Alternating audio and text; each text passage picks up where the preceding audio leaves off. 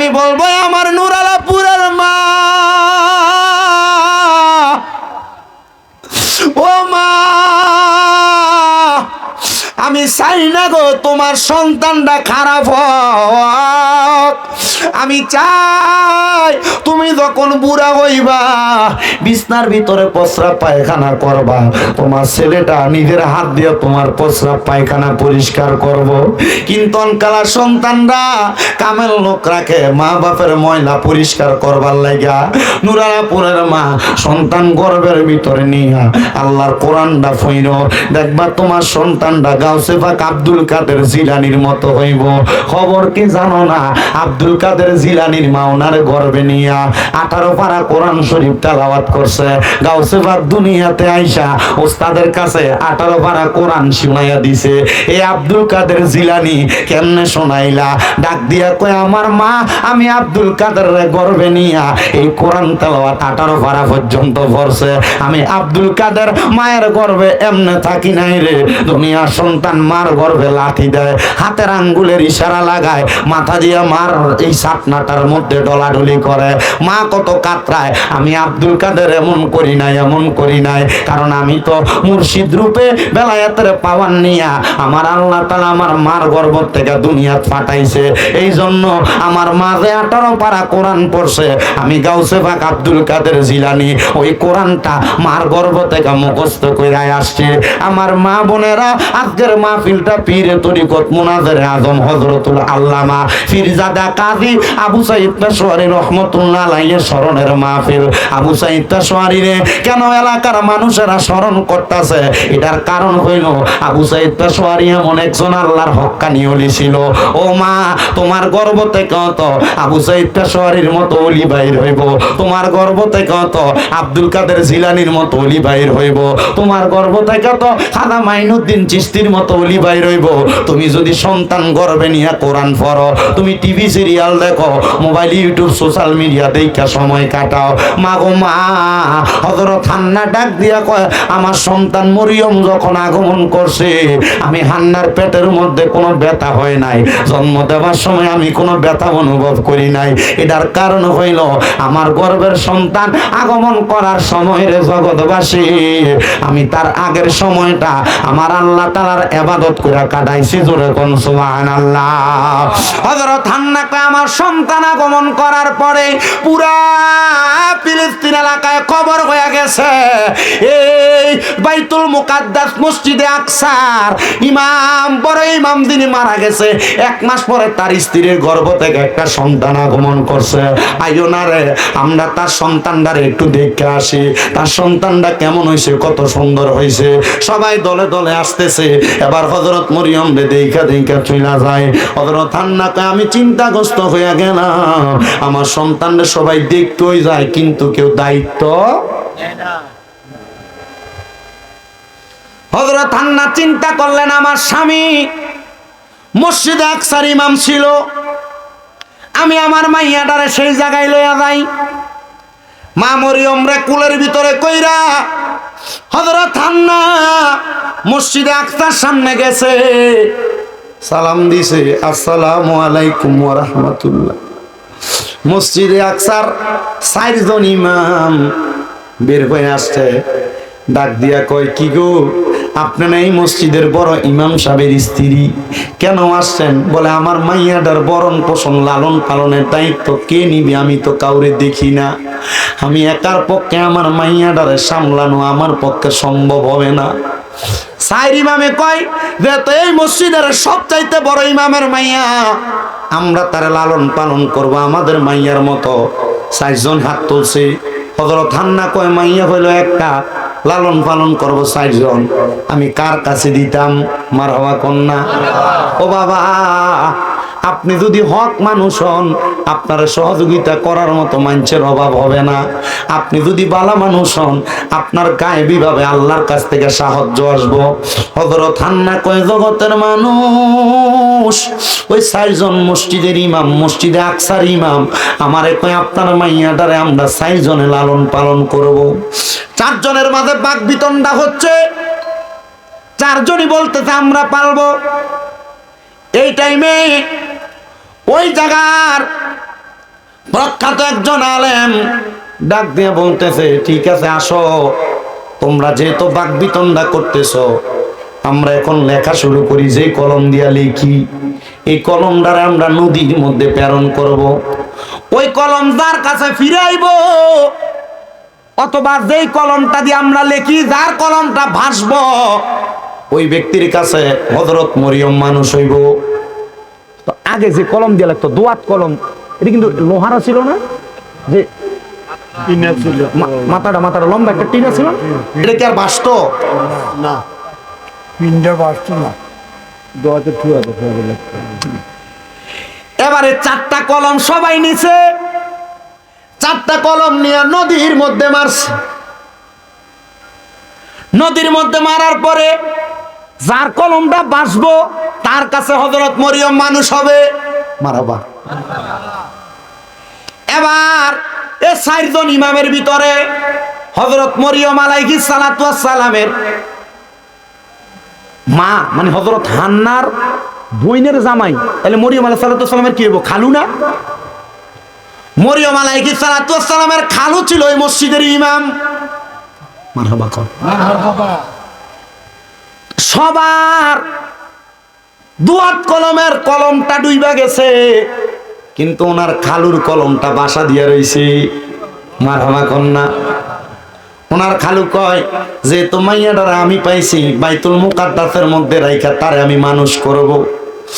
মসজিদে আকসার মধ্যে রাইখা হযরতে হান্না হযরতে মরিয়ম রে এমন ভাবে মানুষ করে রে, হযরত মরিয়ম আস্তে আস্তে বড় হইতেছে, হযরত মরিয়ম আস্তে আস্তে বড় হইতেছে। হযরত মরিয়মের বয়স যখন 10 থেকে 11 বছর, ওই এলাকায় একটা লোক ছিল যার নাম কুরসা। ওই কুরসা নামক লোকটা এলাকার মহিলাদের সঙ্গে বাদে সম্পর্ক করত, অপসম্পর্ক করত, বদ সম্পর্ক করত। এমন কোন মহিলাকে সে বাদ রাখে নাই যাদের সঙ্গে সে অপকর্ম করে বেড়ায় নাই। ওই কুরসা একদিন হযরত মরিয়মের ঘরের সামনে এসে দাঁড়ায় গেছে। হযরত মরিয়ম আলাইহিস সালাতু ওয়াস সালাম বলেন, আমি গোসল কইরাম, আমার মাথার বিদা চুলগুলো আমি মুছতে লাগলাম, এমন টাইমে দেখলাম আমার দরজার মধ্যে কুরসা নামক বাজে লোকটা দাঁড়ায় গেছে। কুরসা আমার দিকে নজর দিয়া চায়। তখন আমি মরিয়মের বয়স 10 থেকে 11। ওই কুরসা যখন আমার ঘরের সামনে আসছে, কুরসা আমার দিকে একটা বাঁকা নজরে তাকায়। আমি কইলাম, কুরসা রে, এই বাঁকা নজরে চাও, আমি জানি তো তোমার চরিত্রটা বড় খারাপ, আমার দিকে এমনে চাইস না রে, আমি জানি তুই আমার দিকে একটা লালসার চোখ দিয়া তাকাইছ।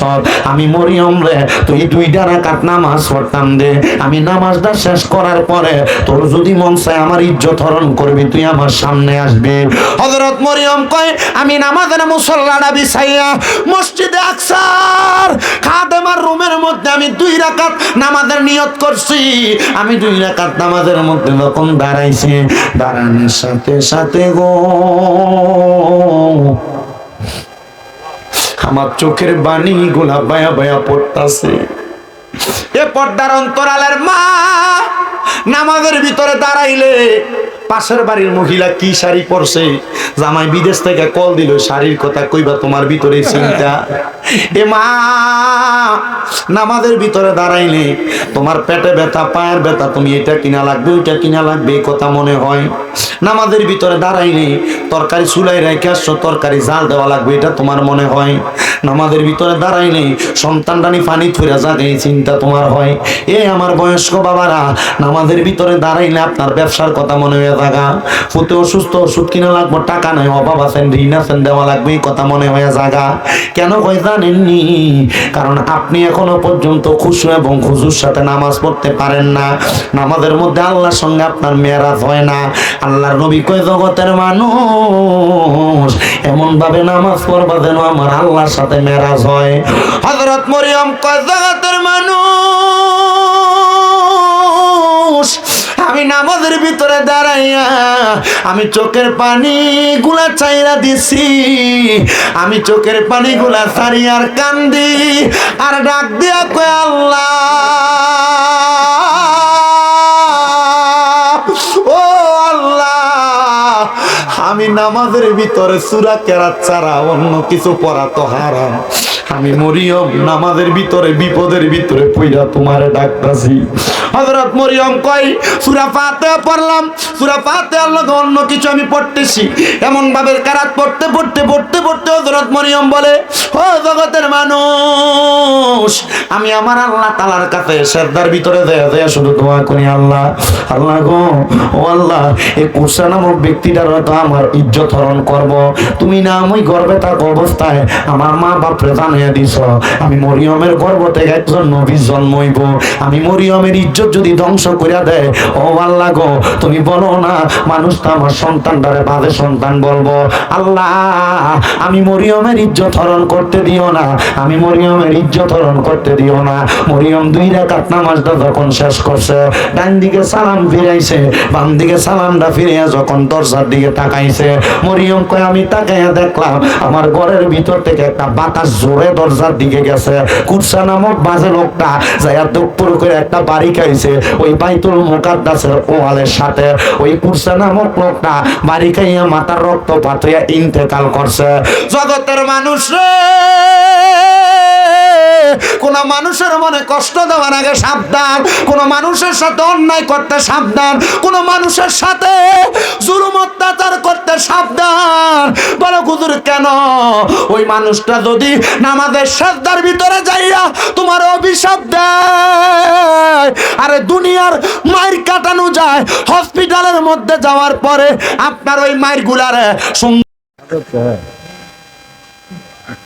5 দিনের রিমান্ড চাইলে প্রতি 5,000, 1 দিনের রিমান্ড কাটা। ওই কথা কয় না কি রে? আল্লাহ, ওই রিমান্ড যদিও টাকা দিয়ে কাটানো যায়, আল্লাহর রিমান্ড কি টাকা দিয়ে কাটানো যাইব? আমি কারোর লগে কোনো অন্যায় করলাম, আমার মুর্শিদ ভাইয়ের লগে বেয়াদবি করলাম, মুর্শিদ ভাই আমারে কিছু কইল না, কিন্তু মসজিদের ভিতরে দেয়, সাজদার ভিতরে দেয়, কইল আল্লাহ এ বেটা আমার লগে বেয়াদবি করছে, আমি তো তার লগে কোনো অন্যায় করছিলাম না। আল্লাহ কয় রাখ তার বিচারটা, ইন্না বাতশা রাব্বিকা লাশাদীদ, শক্ত কইরা দইরাম, এমন ধরা দইরাম বান্দা ছুটতে পারতো না।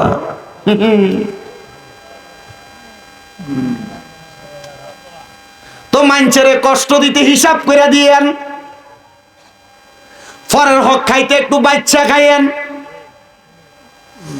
মানুষের জাগাত খুঁড়ি গাড়াইতে একটু বুজ্জা গাড়াইয়েন, মানুষের ওজনে কম দিতে বুজ্জা কম দিয়েন। কি কথা কয়?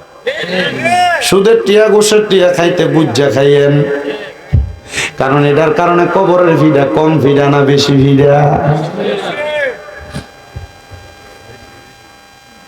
হযরত মরিয়ম কয় আমি দুনিয়ার কোন আদালতে বিচার দিছি না, আমি বিচার দিছি একজনের আদালতে, একটা জবানও বন্ধ নাই। নুরালাপুরের মানুষ বলো ওই আদালতটা কার আদালত? ওই আদালতে বিচার দিলে বিচার ফিরে না। মা বোন গো, কারোর লগে ঝগড়া করলে হতিনের জি কইয়া গালি দিস না, গোলামের জি কইয়া গালি দিস না। মা বোনেরা ঝগড়া করলে একজন আরেকজন গালি দিস না। যদি মন চায় এ ঝগড়া না কইরা আল্লাহর কাছে নামাজ পড়া পড়া বিচার দিস, কারণ গালাগালি করলে ফেরেশতা তার পক্ষ থেকে গালি দেয়। আমি যেদিন এই হাদিস পড়ছি এদিনের পর থেকে আমার কেউ যদি অন্যায় ভাবে গালিগালাজ করে আমি তার কথার উত্তর দেই না। কি নবীজি রহমাতুল্লিল আলামিন নবীর কাছে এক সাহাবী দৌড়ে আসছে, ইয়া রাসূলুল্লাহ এই ইহুদি আমারে গালি দিছে।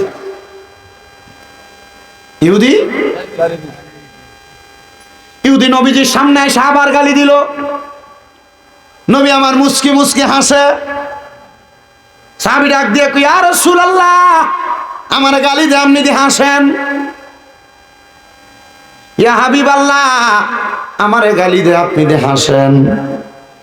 সাহাবীটারে ওই ইহুদিটা আরেকবার গালি দিছে।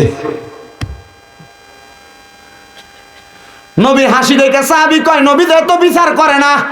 ওই সাহাবী তার গালির জবাব দিয়ে দিছে, আমার নবী মুখটা কালা করে ফেলছেন। সাহাবী কই, ইয়া রাসূলুল্লাহ, চিন্তা করছেন? প্রথম গালি দিছে নবী হাসে, দ্বিতীয়বার গালি দিছে নবী হাসে, তৃতীয়বার গালি দেওয়া নাই, বেটা কি করছে? উত্তর দিছে। নবী কি করছে? প্রথম হাসছে, পরে কি করছে? মুখটা কালা করে ফেলেছে।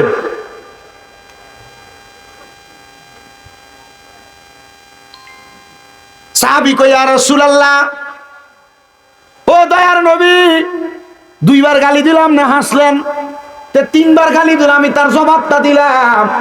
আপনি নবীজি তিনবার গালি দেওয়া, জবাব দেওয়ার পর আপনি মুখটা কালো করে ফেললেন। আল্লাহর নবী কয়, সাহাবী, সে যখন তোমার একবার গালি দিছে, আমি চাই দেখছি তোমার পিছন থেকে তিনজন ফেরেশতা তার গালি জবাব দিতেছে। জোরে কয় না? আপনি আমি দেখিনি, নবী কিন্তু দেখে, জন্য আসে কয় রহমতে আলম নবী নূরে মুজাসসাম, বলেন রহমতে নবী নূরে মুজাসসাম। সাহাবীরা আতর বানাই, গাম মুবারক সাহাবীরা আতর বানাই, ওই নবীজির গাম।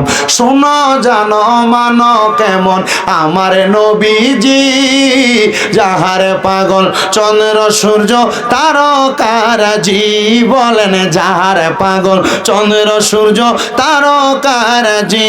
বাবা শোনো জানো মানো কেমন আমার নবীজি, যাহার পাগল চন্দ্র সূর্য তারকারাজি, যাহার পাগল চন্দ্র সূর্য তারকারাজি। ও ভাই আরো শুনবানি সুন্দর কাহিনী, বলেন আরো শুনবানি সুন্দর কাহিনী, জান্নাতের রোমে রোমে লেখা নবীর নাম, রহমতে আলম নবী নূরে মুজাসসাম, বলেন রহমতে আলম নবী নূরে মুজাসসাম। সাহাবীরা আতর বানায় ওই নবীজির ঘাম।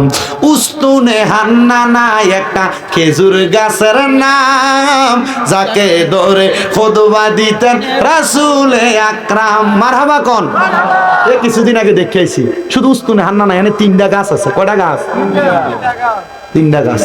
মদিনা শরীফ যারা গেছেন তারা জানেন, রিয়াজুল জান্নার ভিতরে মোটা মোটা 3টা ফিগার আছে। তুর্কি সরকার যখন সৌদি আরব শাসন করছিল, তখন এই 3টা গাছের মানুষের সম্মান করে, আদর করে, দেখা তুর্কি সরকার এটির বাউন্ডারি করে এটা মোটা মোটা ফিলার বানাই দিচ্ছে।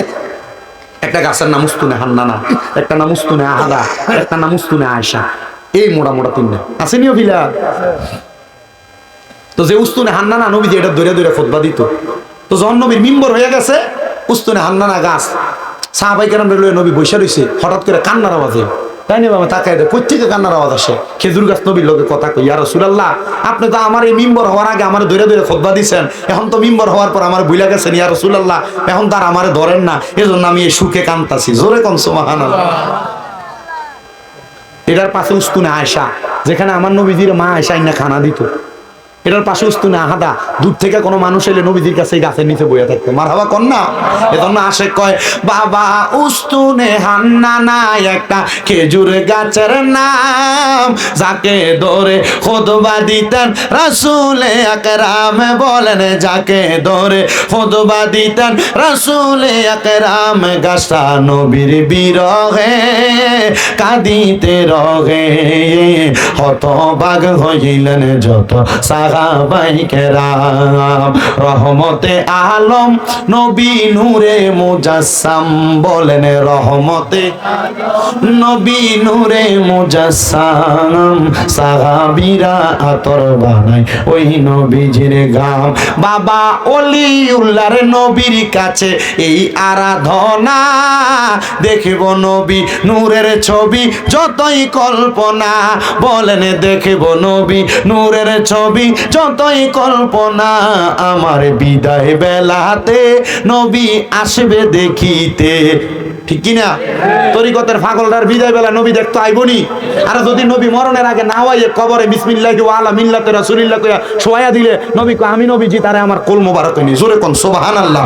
আমার বিদায় বেলাতে নবী আসবে দেখিতে, আমার বিদায় বেলাতে নবী আসবে দেখিতে। আমরা সবাইকে করে জানাবো সালাম। আমার মুসলমান তো যেই কথা বলতেছিলাম, ওই সাহাবী যখন গালির জবাব দিছে, নবীর মুখটা কি কালা না সাদা? নবীর মুখটা একবার অন্ধকার করে ফেলছে। সাহাবী কই ইয়া রাসূলুল্লাহ, দুইবার গালি দিল, আপনি হাসলেন। তৃতীয়বার গালি দেওয়ার পরে আমি জবাব দিলাম, আপনি নবীর মুখ মুবারক কালো করলেন। নবী গো, কারণটা কি জানতে চাই? আমার নবী কয়, তুমি যখন প্রথম গালিটা শুনলা, জবাব দেও নাই, চুপ ছিলা, তোমার পক্ষ থেকে 3টা ফেরেশতা জবাব দিয়া দিছে। দ্বিতীয়বার যখন তোমারে গালি দিল, তুমি জবাব দাও নাই, 6 জন ফেরেশতা তোমার জবাব দিছে। কিন্তু তৃতীয়বার যখন তুমি তারে গালিটা প্রদান করার পরে জবাব দিছো রে, আমি দেখলাম ওই ফেরেশতাগুলা ফিরা চইলা যায়। আমি এই জন্য নবীজি মুখটা কালা কইরা ফালাইছে। আমার নবী কই, উম্মত, কেউ যদি তোমরা গালি দেয়, তুমি তারে ফিরা গালির জবাব দিও না, তোমার পক্ষ থেকে ফেরেশতা তারে জবাব দিয়া দিব।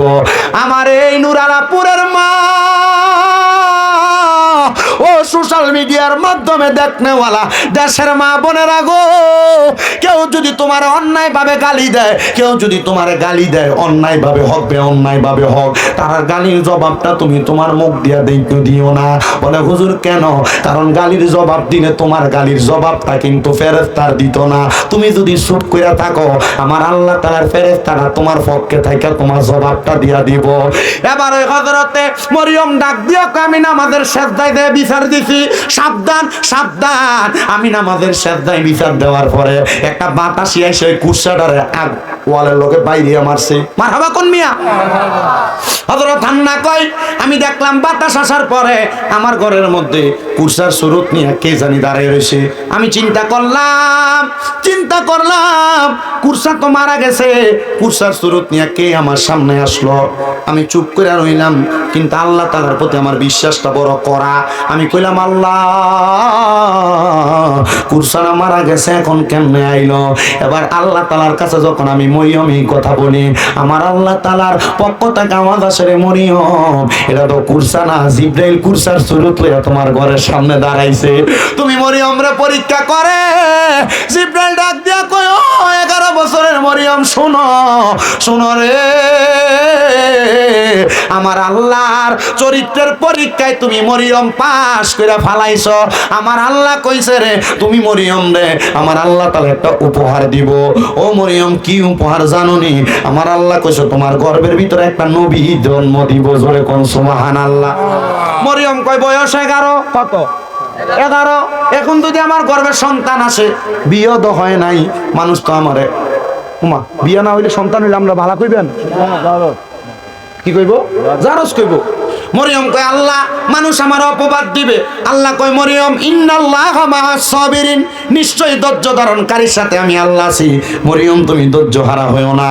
আমি আল্লাহ যেহেতু তোমার এগুলা দিতেছি, মনে রাখবা, লা ইউকাল্লিফুল্লাহু নাফসান ইল্লা উসতাহা।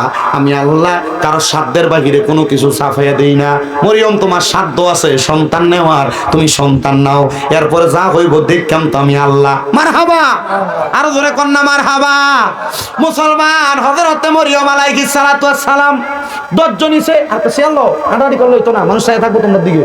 মরিয়ম আলাইহিস সালাতু ওয়াস সালাম, হুজুর দেখতাছে না, তার কাছে ভালো লাগতেছে না। হুজুর না দেখলে ওয়া শুনে মজা আছে। ও মরিয়ম আলাইহিস সালাতু ওয়াস সালাম কয়, আল্লাহ, তাহলে কেমনে সন্তান দিবেন? মরিয়ম আলাইহিস সালাতু ওয়াস সালাম রে জিবরাইল কয়, কাম হিয়ার, সামনে আসেন।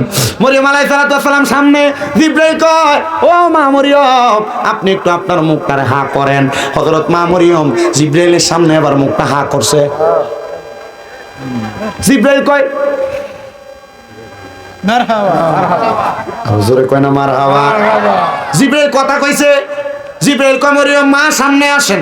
হযরত মরিয়ম সামনে, জিবরাইল ফু দিয়া দিছে। মারহাবা কোন মারহাবা। হযরত মরিয়ম অল্প কিছুদিনের মধ্যে গর্ভবতী। পুরা বাইতুল মুকাদ্দাস এলাকার মানুষ কয়, কিরে মরিয়মের গর্ভে যে সন্তান, বিয়া তো হয় নাই, সন্তান আসলো কই থেকে? মরিয়ম কয়, আল্লাহ, সন্তান দিলা, এই কলঙ্কের ডোল লই আমি এখন কি করব? মানুষ আমারে কলঙ্ক দেয়। আল্লাহ কয়, মরিয়ম ধৈর্য ধারণ করো। মরিয়ম কয়, আল্লাহ ধৈর্য ধরলাম তো, মানুষ তো আমারে কলঙ্ক দেয়। সন্তান 10 মাস 10 দিন পরে দুনিয়া থেকে আগমন। পুরা ফিলিস্তিনের মানুষ আসছে হযরত মরিয়মকে মারার জন্য। ডাক দিয়া কয় যে সন্তানের বাবা নাই, এই সন্তানকে আমরা এলাকায় রাখা যাবে না, এই সন্তান আমরা এলাকায় থাকলে অমঙ্গল হবে। এমন কথা কয় না, অমঙ্গল হবে। মরিয়ম কয় আল্লাহ সন্তান দিশন একরকম ছিলাম, কিন্তু সন্তান গর্ভে দিয়ে এখন জন্ম দেওয়ার পর আমি মার কাছ থেকে এই ইহুদিরা আমার সন্তানটারে কাইরা নিয়ে যাবে, আমি মার কঞ্জাটা তো মানে না। মুসলমান শোনো রে, গতকালকে চট্টগ্রামে ইস্কন নামক হিন্দু উগ্রবাদীরা ওই মুসলমান একজন ভাইকে আঘাত করে হত্যা করেছে। মুসলমানের মসজিদের মধ্যে তারা ইট পাটকেল নিক্ষেপ করেছে। তাদের প্রভু নামক ইস্কনের গুরু ঠাকুর মেয়ে নিয়ে অপকর্ম করছে। অপকর্ম করার কারণে তাকে জেল হাজতের মধ্যে দেওয়া হয়েছে। কিন্তু ওই ইস্কনের উগ্রবাদীরা মুসলমানের মসজিদের মধ্যে হামলা করেছে, মুসলমানের উপরে হামলা করেছে। বাংলার মুসলমানের ইমাম যদি থাকে গুরু গোবিন্দর মতো শক্তি নিয়ে ইস্কন যদি মুসলমানের উপরে হামলা চালায়, আল্লাহর কসম মুসলমানেরা ইস্কন নামক হিন্দুত্ববাদী উগ্রবাদীদেরকে শাহজালালের মতো আল্লাহু আকবারের ধ্বনি নিয়ে ইস্কনদেরকে বাংলা থেকে উৎখাত করবে। কথা বলেন ঠিক কিনা?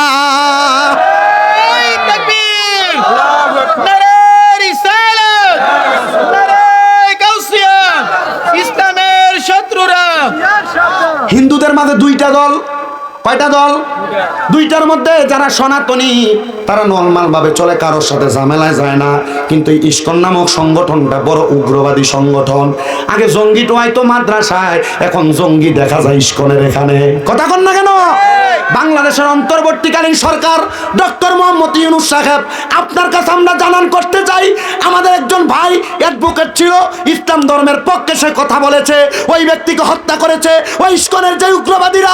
বাংলাদেশের মসজিদের মধ্যে আঘাত করেছে, মসজিদে আঘাত করে কোটি কোটি মুসলমানদের অন্তরের মধ্যে কলিজার মধ্যে আঘাত করেছে।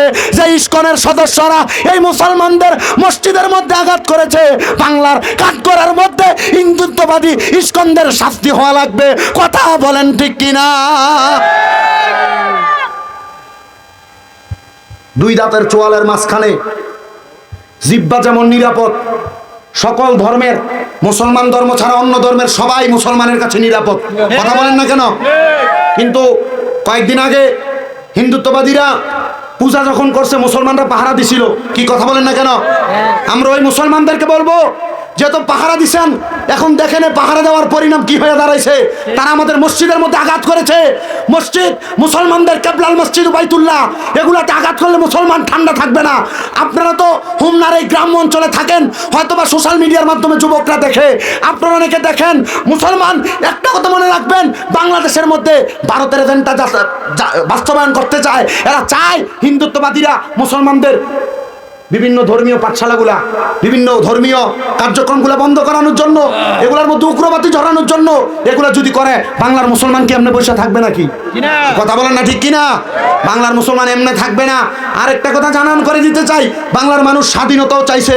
বাংলার মানুষ বাংলাদেশের জমিনে সহজভাবে, সরলভাবে, সঠিকভাবে চলাফেরা করার ক্ষমতাও চাইছে। কিন্তু বাংলার মানুষ চায় নাই কারোর উপর আঘাত হবে, অত্যাচার হবে। অত্যাচার হচ্ছে, মাদ্রাসার দুইটা ছেলেকে প্রথম আলোর অফিসের সামনে পিঠে মারা হয়েছে, কই এটার বিচার এখনো হচ্ছে না। আল্লাহর কসম এগুলোর বিচার হওয়া লাগবে। কথা বলেন ঠিক কিনা?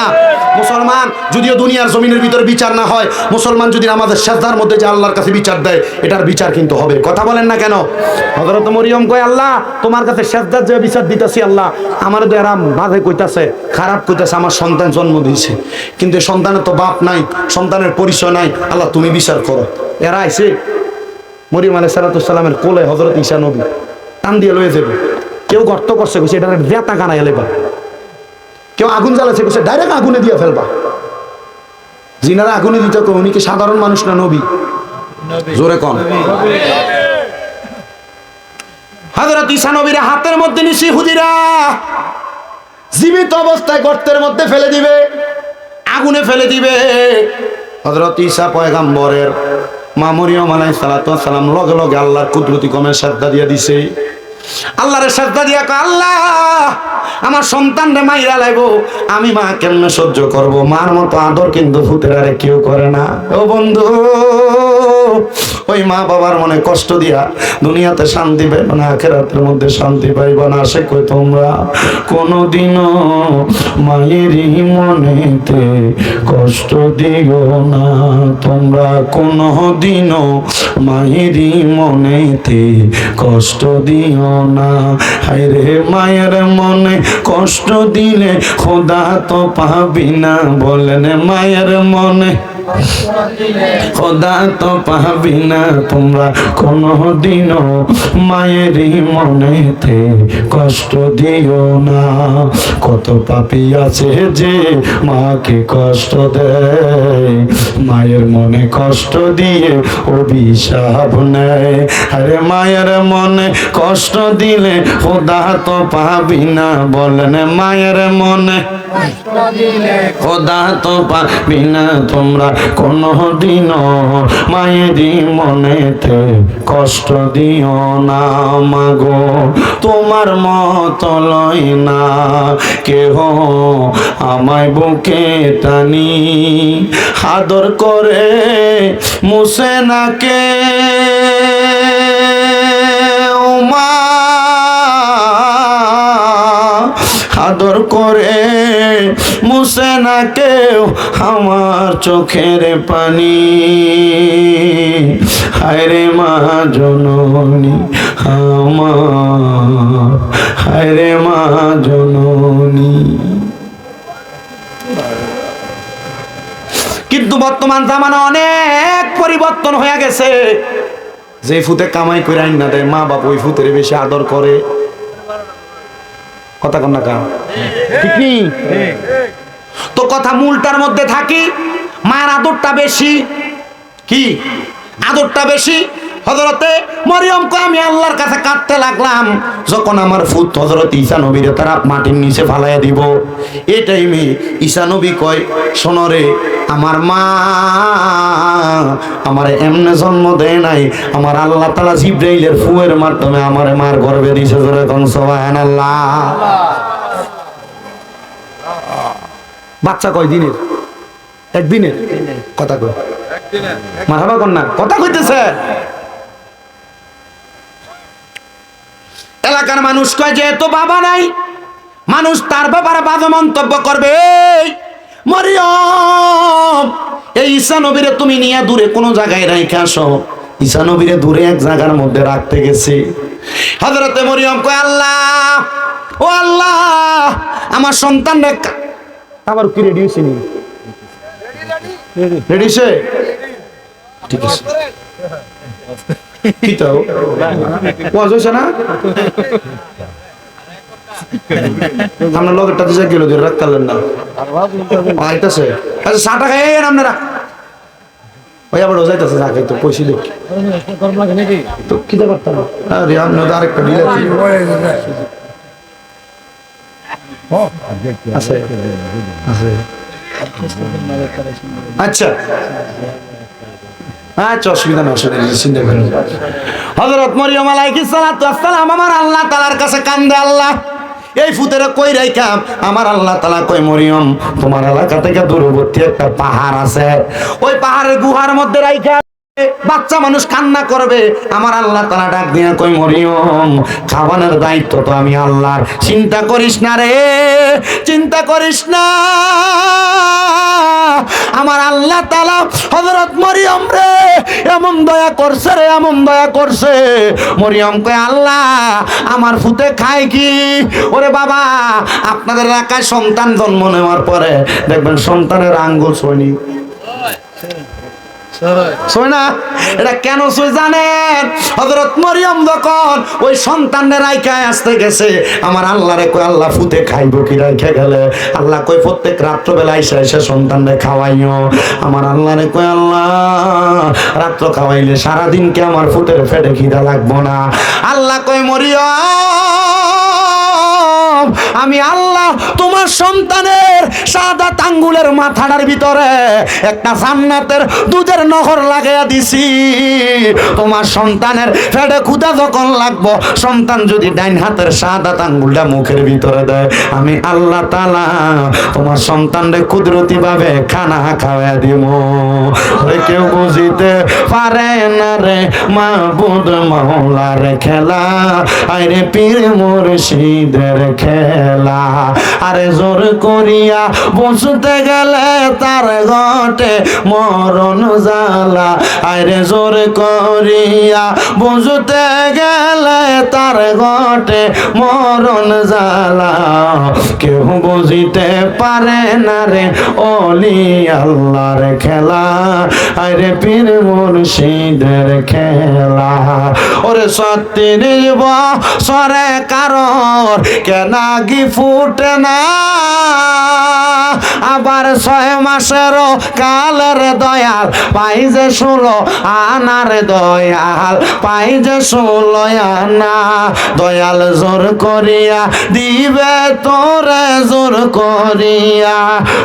করিয়া দিবে তোরে ববের যত প্রেম জ্বালা। কেউ বুঝিতে পারে না রে ওলি আল্লাহর খেলা, আরে পীর মুর্শিদের খেলা। আল্লাহ যেমন কুদরতের খেলা ঘটাইলো, আল্লাহ কই আমরা লগে তো ঘটান না। বলে বান্দা তোমরা তো আল্লাহরে পাও নাই, ও আল্লাহ আপনারে কেমনে পাইবো? আল্লাহ কই ইয়া আইয়ুহাল্লাযীনা আমানু কুল আতিউল্লাহা ওয়া আতিউর রাসূল। যদি আমি আল্লাহরে পাইতে চাও, আমি আল্লাহরে পাইতে চাও, তাহলে তোমরা আমার রাসূলের ইতাআত করো। জোরে কোন সুবহানাল্লাহ। বলে আল্লাহ আপনার রাসূলরে তো আবু বকর সিদ্দিক দেখছে, আপনার রাসূলরে তো হযরত ওমর রাদিয়াল্লাহু আনহু দেখছে, আপনার রাসূলরে তো ওসমান জিন্নুরাইন দেখছে, আপনার নবীরা তো হযরত আলী দেখছে, আপনার সাহাবীরা দেখছে। আল্লাহ গো, আমরা পাগলরা তো তোমার হাবিবরে দেখলাম না। তোমার হাবিবরে দেখলে তো তুমি আল্লাহরে পাওয়া হইয়া যাইতো। ও আল্লাহ, কাফেররা তো তোমার হাবিবরে দেখছে, আবু জাহেল দেখছে, ঈমান আনছে না, উতবা সাহেবা দেখছে, ঈমান আনছে না। আল্লাহ রাসূল তো পাই নাই, আমরা কার কাছে যাইতাম? আল্লাহ কয় উলিল আমরি মিনকুম, তোমাদের মধ্যে যারা উলিল আমর হক্কানি আলেম হক্কানি ওলি, তোমরা তার কাছে যাও। ও বন্ধুরে, পীরে তরিকত মুনাজারে আজম আল্লামা হযরতুল আল্লামা পীরজাদা কাজী আবু সাঈদ পেশোয়ারি রাহমাতুল্লাহ আলাইহি কত বড় আলেম ছিল। হোমনা বানসারামপুরের মানুষের কাছে বাইঙ্গা বোঝানো লাগতো না, নরসিংদীর মানুষের কাছে বাইঙ্গা বোঝানো লাগতো না। যদি ওনার কবরটার সামনে, মাকবারার সামনে, রওজার সামনে, মাজারের সামনে দয়া জিজ্ঞেস করবা, মুরাকাবা কইরা, মুশাহাদা কইরা, ও কাজী আবু সাঈদ পেশোয়ারি রাহমাতুল্লাহ আলাইহি আপনি কেমনে ওলি হইছেন? আপনার কি লেগে এত পাওয়ার? মানছে কি লেগে আপনারে মানে? মানছে কি লেগে আপনার অনুসরণ করে?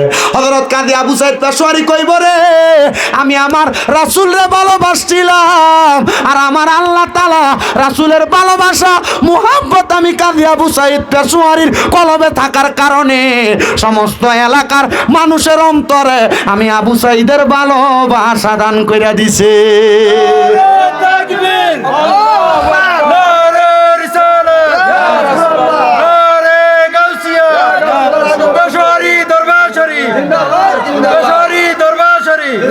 দয়াল মুর্শিদ বিনে গো আপন বলতে কেহ নাই জগতে, আমার পেশোয়ারি বিনে গো আপন বলতে কেহ নাই জগতে। ওরে দেখাইয়া তার রূপের ঝলক, দেখাইয়া তার রূপের ঝলক, মনে কইরাছে ও দাসী পানো মুর্শিদ তোমায় ভালোবাসে। আমার মুর্শিদ কেন বোঝে না গো তারে আমি কত ভালোবাসি। আমার পেশোয়ারি কেন বোঝে না গো তারে আমি কত কত ভালোবাসি। ওরে দেখাইয়া তার রূপের ঝলক পেশোয়ারি গো, ওরে দেখাইয়া তার রূপের ঝলক মনে কইরাছে উদাসী, তারে আমি কত ভালোবাসি। আমার পেশোয়ারি কেন বুঝে না গো, তারে আমি কত ভালোবাসি। ওরে যেদিন থেকে মুর্শিদ গোহারা, সেদিন থেকে আমরা পাপীর বুকেতে ব্যথা। হায়রে যেদিন থেকে পেশোয়ারি হারা, সেদিন থেকে আমরা পাগলের বুকেতে ব্যথা। ওরে একবার দেখা দিয়া মোরে, একবার দেখা দিয়া মোরে, মনে কইরা দাও সান্ত্বনা পানো মুর্শিদ তোমার মুখের হাসি। আমি কেমনে বলিব গো পেশোয়ারি বাবা তোমার মুখের হাসি। কাজী আবু সাইদ পেশোয়ারি রহমতুল্লাহ আলাইহির মতো এমন হক্কানি আলেম, এমন একজন হক তরিকতপন্থী লোক, বড় আল্লাহর ওলি পাইতে তোমার বড় কষ্ট হবে। যেমন পীর তেমন আলেম। পীর আছে কিন্তু আলেম নাই, আলেম আছে পীর নাই, কিন্তু ওনার মাঝে দুইটা জিনিস আছে। ও মুসলমান রে, ও আমার হোমনা নুরালাপুরের বাবারা, হযরতে আবু সাইদ পেশোয়ারিরে কেন অনুসরণ করি? কারণ আমরা জানি আল্লাহর ওলিদেরকে অনুসরণ করলে রাসূলের অনুসরণ হইব, রাসূলের অনুসরণ করলে আল্লাহর অনুসরণ হইব। তার মানে ওলি পাইলে রাসূল পাইবা, রাসূল পাইবে আল্লাহ পাইবা। জোরে কোন ঠিক কিনা? এই জন্য আমরা আল্লাহর ওলিদেরকে অনুসরণ করি। ঘোষণাকার আল্লাহর, আল্লাহ কয় কুল আতিউল্লাহ ওয়া আতিউর রাসূল ওয়া উলিল আমরি মিনকুম। তোমরা যদি আল্লাহর ভালোবাসা মানে আল্লাহর অনুসরণ করতে চাও, তোমরা রাসূলের অনুসরণ করো। রাসূলের অনুসরণ করতে চাও, আউলিয়া কেরাম উলিল আমরদের অনুসরণ করো। বলে হুজুর শুধু পেশোয়ারি দরবারের কথা বললেন, অন্য কোন দরবারের কথা দিয়ে আপনারা বললেন না। আমি বলবো বাবা, তোমার কাছে যেই পীরটারে ভালো লাগে, যেই পীরটারে মোহাব্বত হয়, যেই পীররে দেখলে তোমার আল্লাহর কথা মনে হয়, ওই পীরটারে তুমি মানবা, ওই পীরটারে তুমি অনুসরণ করবা। যদি করতে পারো, আমার আল্লাহ তাআলা তোমার পীরের কারণে, তোমার পীরের সোহবতে থাকার কারণে আল্লাহর খাস রহমত তোমার ডাইলা দিব। কয় কেন গো? আল্লাহ তাআলা ঘোষণা করে বান্দা, ইন্না রাহমাতাল্লাহি করিবুম মিনাল মুহসিনিন। নিশ্চয় আমি আল্লাহর রহমত আল্লাহর ওলিদের নিকটবর্তী হইলে পাইবা। আল্লাহ আপনার রহমত আমরা ওলিদের নিকটবর্তী হইলে কেমনে পামো? শুনেন বাবা, শুনেন, রোম সাম্রাজ্যের একটা ছোট্ট কথা বললে আরো বুঝতে পারবেন। একজন মা জননী ওনার সন্তানদের নিয়ে বড় পেরেশান। সন্তানের কাজ হলো নেশা করা, সিগারেট খাওয়া, নেশা জাতীয় মদ্যপান করা। এই নেশাখোর সন্তানদেরকে নিয়ে মা বাবা বড় জ্বালায় আছে, মা বাপ বড় যন্ত্রণায় আছে। অনেক সময় মা বাপ কানের দুল খুললা রেখে গোসল করতে গেলে এটি নিয়ে বেচ চালায় নেশাখোর ফুতেরা। কথা কন না কেন? বউয়ের মোবাইল ঘরে একটা বালা জিনিস রাখতে পারে না, নিয়ে বিক্রি করে ফেলে নেশাখোররা। কি আছে না এলাকায় নেশাখোর? নুরালাপুর এলাকায় নেশাখোর নাই? বাবা খুন নাই? কথা কয় না কেন? আরিফাতিল নিয়ে বেচালায় মন আসে না।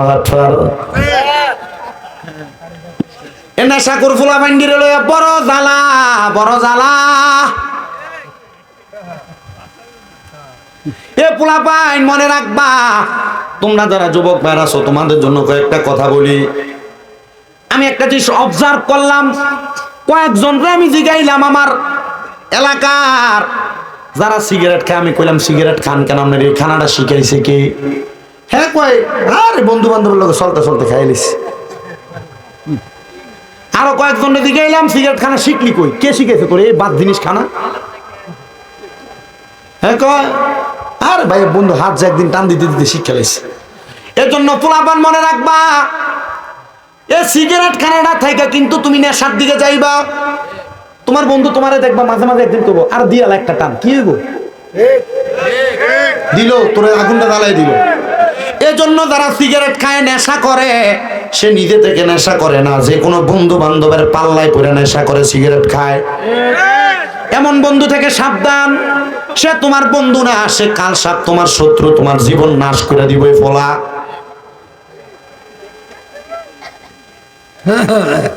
তো হিসাব করে দেখলাম যারা যারা সিগারেট খায় এরা মোটামুটি যে কোনো না কোনো বন্ধু বান্ধবের পাল্লায় পড়ে সিগারেট খায়। তো মা বাবা ওই নেশাখোর সন্তানদেরকে নিয়ে বড় বিপদে। আজকের ওয়াজটা এই ওয়াজের অংশটা নেশাখোরদের জন্য। রুম দেশের ওই মা বলে, আমার সন্তান আমার স্বামীর দেওয়া সয় সম্বল ছিল আমার নামাজের মুসল্লা। যা নামাজ আর কি, নামাজের মুসল্লা। আমার সন্তান আমাদের নামাজের মুসল্লাটা নিয়ে বিক্রি করে ফেলছে নেশা করার জন্য, মদ পান করার জন্য। একদিন নেশা কইরা ঘরে আসছে, আমি জিগাইলাম ও ফুত, আমার এক এক করে সব সম্পদ তুই বিক্রি করে দিছস। বাবারে তোর আব্বার শেষ একটা সম্পদ ছিল নামাজের মুসল্লা। আব্বা ওই নামাজের মুসল্লাটা কি করছো? ডাক দিয়া কয়, মা আজকে নেশা করার জন্য আমার কাছে কোনো সম্পদ ছিল না, টাকা ছিল না। ওই টাকাটা আমি জোগাড় করার জন্য আপনার নামাজের মুসল্লাটা বিক্রি করে দিছি। আর ওই নামাজের মুসল্লাটা যে বেটা কিনছে উনি বড় একজন আল্লাহর ওলি। মজা থাকবে, বড় কি? বড় আল্লাহর ওলি। উনি কইতে কেমন অভাবী, আর কিছু ব্যস্ত পাইছে না। কিতাব আছে নামাজের মুসল্লা ব্যস্ত দিয়ার লাগিয়া। আরে কিসের শতান আল্লাহর ওলি। আমি তার বাড়ি তালাশ করতে লাগলাম। ওই মা ফুতের দিকে ফুট নেশা করবার লাগে নামাজের মুসল্লাটা বিচ্ছা দিছ। চিন্তা করছেন কেমন শয়তান? শয়তান কিন্তু এটা ইন্টারন্যাশনাল শয়তান। কি শয়তান? ইন্টারন্যাশনাল শয়তান। আব্বা কথা কয় না বাবা, বিরিয়ানি রেডি হয়ে গেছে। এই কথা কইছ না কিতা? আমার মনে আছে না গতবার রাগের বারের কথা নেই না, গতবার ওই গেছে বছর মাগু ইয়ানাবি কয়ে দাঁড়ানোর পরে দুই বিরিয়ানি লেগে সবাই পুরো প্যান্ডেল ফুরে গেছে গা।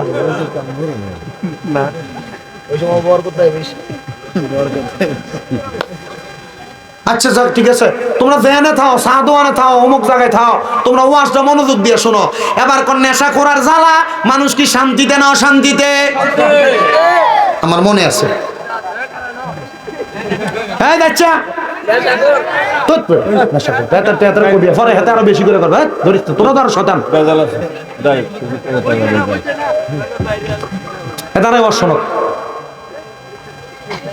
আমি ফজরের নামাজের সময় মাহফিল শেষ করে এলাকার দিকে ঢুকতেছি। মাহফিল শেষ করে এলাকাতে ঢুকতেছি, আমাদের পাশেই এলাকা। দেখতেছি উনি কাবজাব করতে করতে সকালবেলা চোখ ডলতে ডলতে বাইর হয়। আমি দিকে এলাম, কাকা কাবজাব করেন কি লেগে? বেঞ্চুমেন নালা এত জোরে জোরে চিল্লাইলে মানুষ তো ঘুমায়, মানুষ আপনারা গালাগালি করবো। ও কইও না, রাত্রবেলা ব্যবসা করে টাকা না পকেটে রাখি, সকালবেলা না আমি মাছ বেচছাম, মাছটা কিনে না আরো থেকে বেচমু। আজকে পকেটে হাত দিয়ে দিই, পকেটের ভিতরে 500 নাই। তার মারে জিগাইলাম, এ আমার স্ত্রী টাকাগুলা কোথায় কই গেছে? 500 টাকা তো পকেটের মধ্যে নাই। আমার স্ত্রী আমার জবাব দেয় আপনার ফুটে নিছে। তারা জিগাইলাম 500 টাকা কি লেগে নেতে? আমার স্যার দেখায় বাবা খাইবার লাগিয়া। আমি কইলাম তে বাবা খাইবো, আমার না খাইবো, তেদি টাকা লয়ে গেছে গা। হুজুর আচ্ছা আপনি কনছো কাকা বাবা খাই কেমনে? আমি আব্বা আমি এটা শুনছি, এটা একবার যখন প্রথম ইয়াবাটা প্রথম চলতেছে তখনের কাহিনী। আমি কিন্তু ওয়াজ করি 8 বছর আজকে। প্রথমের কাহিনী আমি কইলাম কাকা এ বাবা সেই বাবা না, এটা ইয়াবা। কইটা আবার কি তাই? কইটা খাইলে বলে শোয়ের ভিতরে একটারে 3টা দেখে। কাকা চিন্তা করে না, আপনার ফুটে আপনার 3টা দেখবো। এক বাপের যে সম্মান করতো, আপনি এক বাপের 3 বাপের সম্মান করবো। কোনা তাহলে ঠিক আছে। আমি আপনার ফুটে কি পাগল হয়েছে? আপনি তার থেকে বড় পাগল হয়েছেন। এটা খাওয়ার কারণে, নেশা করার কারণে বাবা খোররা মানুষকে ঠেক দিতে দেরি করে না, বউয়ের উপর মায়ের উপর অত্যাচার করতে দেরি করে না। সাবধান মুসলমান, ও নবীর উম্মতের দল, আল্লাহর ওলি কয় এটা কোন ক্ষুধার্ত ব্যক্তি, কোন অভাবী ব্যক্তি আমি জানলাম না, সে তার টাকা পয়সার জন্য নামাজের মুসল্লা বিক্রি করছে। আর তার মা কই পুত্রে আমার সব বিক্রি করছ, শেষমেশ বুঝি আমার নামাজের মুসল্লাটা বিক্রি করছ। পুত্রে ফুট এটা ঠিক কাজ করস নাই। ফুট মার সাথে রাগ দেখে বাড়ি থেকে বাইরে হয়ে গেছে। এবার ওই আল্লাহর ওলি ওই বাড়িটা খুঁজতে খুঁজতে এই ঘরের সামনে দাঁড়াইছে, আসেননি কেউ করে। আমি একটা জিনিস দেখাইবার লাগাই, সেই জিনিসটা চিনেননি। মহিলাটা দৌড়ে এসে কই কে গো আমার ঘরের দরজার সামনে? উনি ডাক দিয়ে কই নামাজের মুসল্লাটা আমার কাছে একটা বেড়া বিক্রি করে গেছে, মনে হয় অভাবে ছিল, এই এলাকায় নাকি তার বাড়ি, নামাজের মুসল্লাটা অভাবের কারণে বিক্রি করে দিছে। মহিলা কই হুজুর আমার ফুতে বেচে, তবে অভাবের জন্য বেচে নাই, নেশা করার জন্য নামাজের মুসল্লা বিক্রি করে দিছে। আল্লাহর ওলি কয় মা আপনার ছেলে কি ইহদিনাস সিরাতাল মুস্তাকিমের দাওয়াত পায় নাই? আপনার ছেলে কি হেদায়েতের দাওয়াত পায় নাই গো মা? মা ডাক দিয়ে কই হুজুর পাইছে কিনা জানি না, তবে আপনি আমার সন্তানটার ভালো বানিয়ে দেন। আপনি একজন আল্লাহর ওলি, যেহেতু আপনি নামাজের মুসল্লাটা দিয়া পরিবারের খবর নিতে আসছেন, ও হুজুর গো আমার ছেলেটারে আপনি একটু ভালো বানিয়ে দিয়েন। ওই মা এই কথা বলার পর আল্লাহর ওলির মনটা একটু নরম হয়েছে। মা আপনি আপনার ছেলেটারে রোমের বড় মসজিদের মধ্যে পাঠাইবেন, আমি আপনার ছেলেটারে বালা বানাইয়া দিব। আপনার ছেলেটারে বালা তো আমি বানাইতাম না, বানাইবো আল্লাহ তাআলা। আমি চেষ্টা করব, আমার আল্লাহ কইছে আল্লাহর বন্ধু যারা তারার কাছে আল্লাহর রহমত পাওয়া যায়। আপনার ছেলেটারে আমার কাছে পাঠাইয়েন, আমি আপনার ছেলেটারে আমি বালা বানানোর চেষ্টা করব। ওই মা ডাক দিয়া কয় হুজুর আমার কাছে ছেলেটারে আপনার কাছে পাঠামু, এ ফলা তো 5 ওয়াক্ত নামাজ তো পড়ে না, জুমার নামাজটাও ঠিক মতো পড়ে না, আপনার কাছে পাঠামু কেমনে? আল্লাহর ওলি কয় মা বুদ্ধি করে পাঠাইয়ে বলে হুজুর আমার কাছে একটা বুদ্ধি আছে, আমার ছেলে তো নেশা করার পাগল, আমি আমার ছেলেরে কমো ওই রোমের বড় মসজিদের সামনে যাইবি, মসজিদের হুজুরের লগে কথা কইবি, দেখবি হুজুর তোরে নেশা করার জন্য অনেক অর্থ প্রদান করব। জোরে কর না নাউজুবিল্লাহ। মহিলা এই কথা বলতে হুজুর কয় ঠিক আছে। তারা বাঁচাইবার লাগে মিশা কথা কইতেছেন, কি লেগা 3 জায়গায় মিশা কথা কম যায়। ঝগড়া সমাধান করার জন্য, কোনো ব্যক্তিকে বাঁচানোর জন্য, এবং জামাই বউয়ের ঝগড়া সমাধান মানে বউরে খুশি করার জন্য। কারণ আপনার বউরে আমরা 200 টাকা দিয়ে জিনিস নিয়ে দিলে খুশি হয় না, কিন্তু নিয়ে যদি 200 টাকা জিনিসই কোন এটার দাম 2000, ফাইন।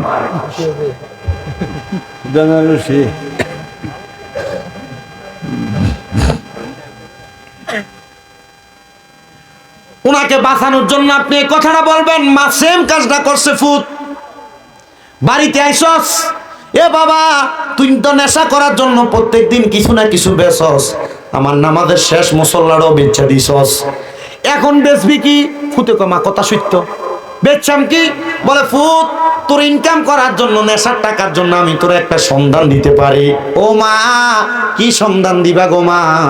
ডাক দিয়া কই ফুত্রে রোমের বড় মসজিদের সামনে যাইবি, এখানে একজন আল্লাহর ওলি আছে, উনি নাকি বলছে তোরে পাঠাইলে তোরে কিছু অর্থ প্রদান করব। ফুতে আমি গেলাম আল্লাহর ওলির কাছে, কইলাম হুজুর অর্থ দেন। চেহারা বড় সুন্দর, খুব সুন্দর চেহারা। আল্লাহর ওলি কয় টাকার দরকার, আসো। তারা একটা পুটলি মোড়ায় কিছু মোহর প্রদান করছে, মোহর। তবে বাবা নেশা করার জন্য যেহেতু টাকা নিবা, এ বাবা আমার সামনে একটা পুকুর দেখা যায়, ওই পুকুরের মধ্যে তুমি গোসল করে আসো, মানে এই পুকুরের মধ্যে তুমি বিসমিল্লাহ বলে 3টা ডুব দিবা। 3টা ডুব দিলে আমি তোমারে নেশা করার জন্য কিছু অর্থ প্রদান করব। এই যে দেখো পুটলি, টাকার একটা পুটলি, আগের যুগে মোহর দিয়ে দেন বলা হইতো, আদান প্রদান হইতো। ওই ছেলে বলে নেশা করা, নেশার জন্য সব করতে পারে, নেশার জন্য সব করতে পারে। ডাক দিয়া, হুজুর আপনি বলছেন এই পুকুরে 3টা ডুব দিলে নেশা করার জন্য আমার যা অর্থ লাগবে আপনি আপনার পুটলি থেকে দান করবেন। বলে হ্যাঁ দিব। ছেলে বলে আমি একটা লাফ দিয়ে পুকুরের মধ্যে পড়ে গেলাম। পুকুরের মধ্যে পড়লাম, আমি পুকুরের মধ্যে বিসমিল্লাহ বলে 3টা ডুব দিলাম। 3টা ডুব দেওয়ার পরে আমি উঠে আসলাম। আমি দেখলাম উনি আমারে যে মোহরের পুটলি আছে পুরাটা পুটলি আমার হাতের মধ্যে তুলে দিছে। পুরাটা পুটলি হাতের মধ্যে তুলে দেওয়ার পরে আমি দৌড়াইয়া যে জায়গার মধ্যে থেকে আমি মদ ক্রয় করে মদ খাই, ওই জায়গার মধ্যে ঢুকার পর দেখলাম মদওয়ালারা মদ পদ সব ফালাইয়া দিয়া দূরে চলে গেছে গা। আমার দেখা মদ টদ ফালাইয়া দিয়া চলে গেছে গা। আমি বুঝতে পারলাম না যেহেতু দোকানদার নাই আমি কার কাছ থেকে মদ ক্রয় করব। আমি চলে আসলাম, রাস্তা দিয়ে হাঁটি, মানছে আমারে দেখলে পালায়া জায়গা। বাড়ির মধ্যে যাই আমি আমার মারে কইলাম, মা আজকের মতো ঘটনা তো আমি আমার জীবনে দেখছি না। রাস্তার ভিতরে যে আমারে দেখে, আমারে দেখা দেখা তারা পালায়া জায়গা। ও মুসলমান, আপনি কেমন জীবন আপনি গঠন করলেন? মানছে আপনারা সামনে দিয়ে দেখলে সালাম দেয়, পিছন দিয়ে দেখলে আপনার পিছন দিয়ে সালাম দিয়ে যাওয়ার পরে কয় গোলামের পুত্র বড় দুষ্ট। এমন ফুংডা এলাকাত নাই? জীবন বানাইছে কেমন জীবন, না হালতের জীবন। এমন জীবন না বানাই এমন জীবন আপনি করেন গঠন। মরণে হাসিবেন আপনি, কাঁদিবে ভুবন। কিন্তু আপনি এমন জীবন বানাইছেন মরণে কাঁদিবেন আপনি, হাসিবেন ভুবন। আপনি মরিয়া গেলে মানছে কয় দম কাটা মরছে, এটা আরো ভালো হইছে। কথা কয় না কেন?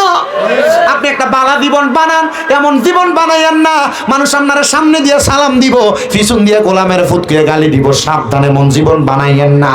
এবার আল্লাহর বান্দা তার মার কাছে দেয়া কয়, মা ও মা, প্রত্যেক দিনে তো আমি রাস্তা দিয়ে হাঁটি, মানুষ আমারে সালাম দেয়, মানুষ আমার সামনে আসে, কত সুন্দর সুন্দর কথা কয়। ও মা, আজকে দি মানুষ আমারে দেখলে রাস্তা থেকে পালিয়ে জায়গা, যে জায়গায় যাইতাম নেশা করবার লাগা ওই মতের বাড়ি খানার মানুষ আমারে দেখে দেখে বাইকে জায়গা। মা কারণ কি? মা দরজা থেকে বাইর হয়ে আইসা ফুতেরে দেখে বেহুশ হয়ে গেছে। ফুতে কম, এটা কি কাণ্ড? এই কালা, কালা মানুষ খারাপ না? বলেন বালা। হ্যাঁ বলে বালা। মারহাবা কোন? নবী সাহাবী হযরত বেলাল রাদিয়াল্লাহু তাআলা আনহু কালো ছিল, কিন্তু মর্যাদা পাইছে ইসলামের প্রথম মুয়াজ্জিন। জোরে কোন সুবহানাল্লাহ। হ্যাঁ, নবীর অত্যন্ত প্রিয় মানুষ ছিল, কাছের মানুষ ছিল, কালা মানুষ।